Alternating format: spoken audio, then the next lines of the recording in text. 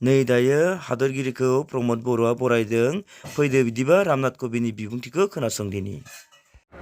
मुझे बताया गया है कि विधानसभा के अध्यक्ष श्री विश्वजीत देवमाली ने भी बोडो भाषा के प्रचार और प्रसार के लिए इस सम्मेलन के आयोजन में अपना महत्वपूर्ण योगदान दिया है। मैं श्री देवमाली जी को भी साधुवाद देता हूँ। देवी और सज्जनों, बोडो समाज के लोगों से मेरा पुराना रिश्ता रहा है। मेरे लिए बोडो संस्कृति और भाषा से संपर्क कोई नई बात नहीं है। मुझे याद है कि जब मैं राज्यसभा सांसद था तब इस क्षेत्र के कई जनप्रतिनिधियों के साथ मेरा मिलना जुलना होता था।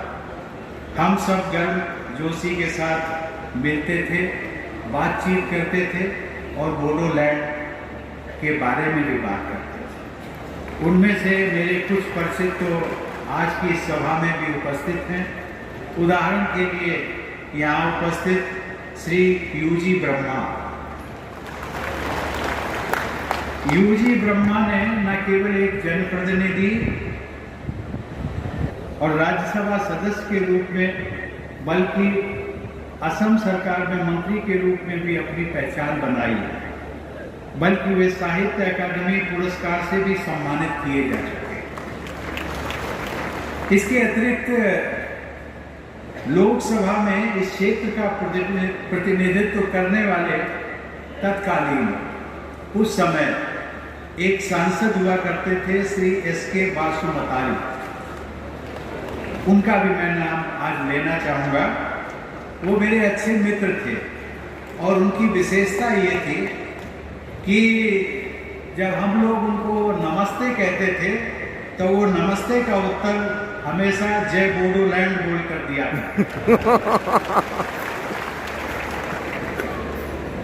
देवी और सज्जनों, मुख्यमंत्री जी ने अभी कहा कि सामान्यतः राष्ट्रपति किसी राज्य में 3 महीने के अंतराल में नहीं आते। ये बात सच है।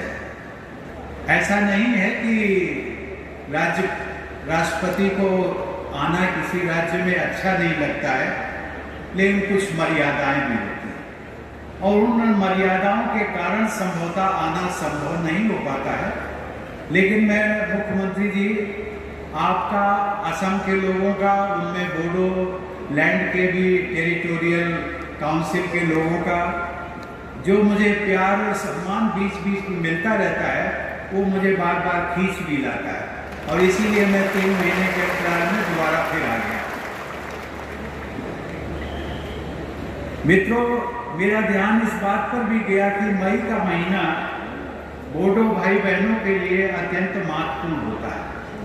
हर साल 1 मई को आप सब बोडोफा उपेंद्र नाथ ब्रह्मा जी की पुण्यतिथि मनाते हैं, जो आज से 3 दिन पहले ही थी। बोडोफा ने जियो और जीने दो का जो महान संदेश था उसको प्रसारित किया। बोडो आत्मगौरव के प्रति सचेत रहते हुए सभी समुदायों के साथ सद्भाव बनाए रखने का बोडोफा का संदेश हम सभी के लिए एक मंत्र जैसा है। मैं उनके संदेश को उन्हीं के शब्दों में ठीक ठाक तो नहीं कह सकता, लेकिन उनके संदेश को बोडो भाषा में दोहराने का प्रयास जरूर करूंगा। उन्होंने कहा था, थाम आरो थाना नहीं थानो हा। देवी और सज्जनों, शिक्षा के माध्यम के रूप में बोडो भाषा को मान्यता देने का उत्सव वर्ष 1963 से प्रतिवर्ष 18 मई को मनाया जाता है। आज से लगभग 15 दिन बाद आप सब वह उत्सव भी मनाएंगे। उस महत्वपूर्ण उत्सव की मैं आप सबको अग्रिम बधाई भी देता हूँ।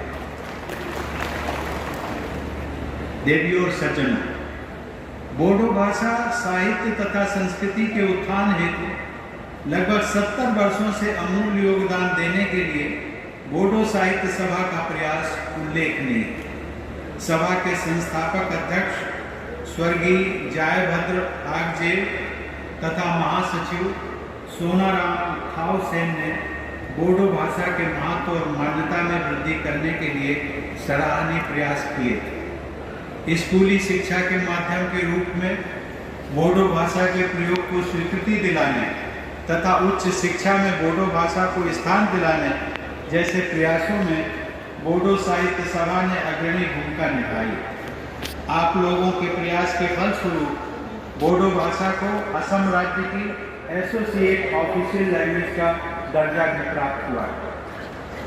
बोडो भाषा और साहित्य को आगे बढ़ाने वाले महानुभावों का इतिहास बहुत प्रेरणादायक है। 20वीं सदी के आरंभ में बोडो पुनर्जागरण के जनक गुरुदेव श्री कालीचरण ब्रह्मा ने समाज में व्याप्त कुरीतियों को दूर करने के प्रयासों के साथ साथ आधुनिक शिक्षा व सांस्कृतिक चेतना का भी प्रसार किया।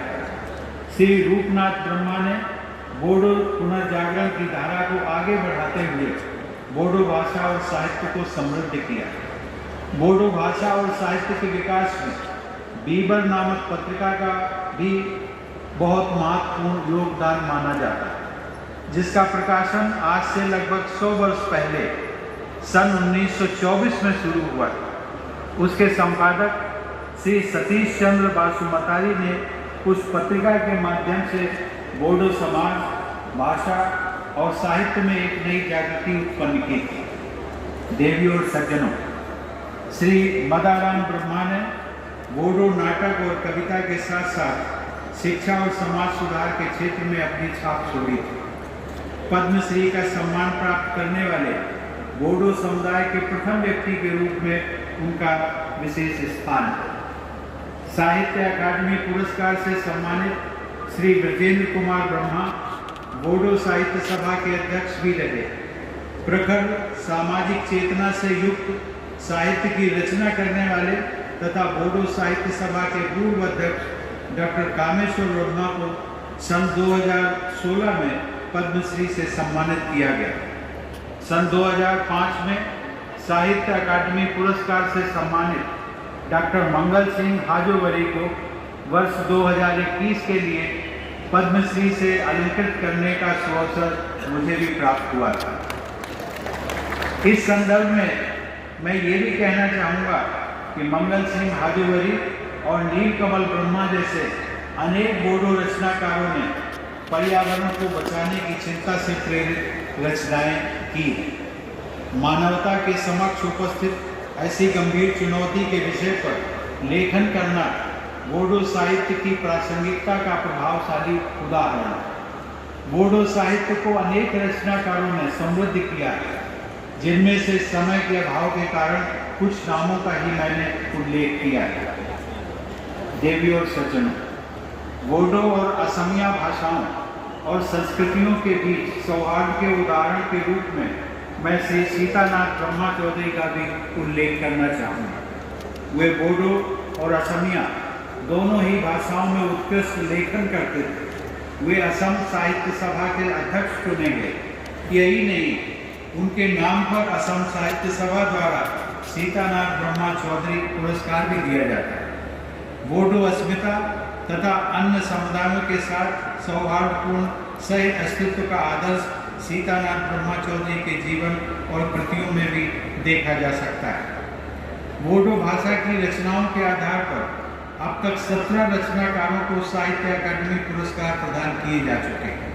मैंने देखा है कि उनमें 10 पुरस्कार कविता की पुस्तकों के आधार पर दिए गए। इससे बोडो रचनाकारों में कविता के प्रति स्वाभाविक रुझान का अनुमान दिखाई पड़ता है। मुझे ये जानकर प्रसन्नता हुई कि अनेक महिलाएं बोडो साहित्य की विभिन्न विधाओं में साहित्य का सृजन कर रही हैं।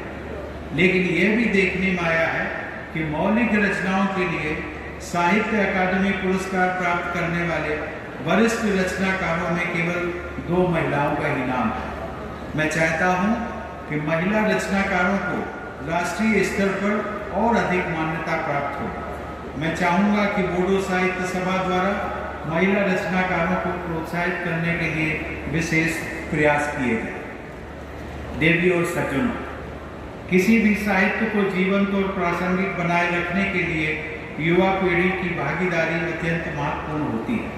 अतः बोडो साहित्य सभा द्वारा युवा रचनाकारों को भी विशेष प्रोत्साहन दिया जाना चाहिए। देवी और सज्जनों, बोडो भाषा को संविधान की 8वीं अनुसूची में शामिल करने हेतु संविधान संशोधन वर्ष 2003 में हुआ और उसकी घोषणा जनवरी 2004 में की गई। उस समय भारत रत्न श्रद्धेय श्री अटल बिहारी वाजपेयी जी देश के प्रधानमंत्री थे। कवि हृदय वाजपेयी जी के व्यक्तित्व में भाषा, साहित्य और संवेदना के प्रति अनुराग झलकता था।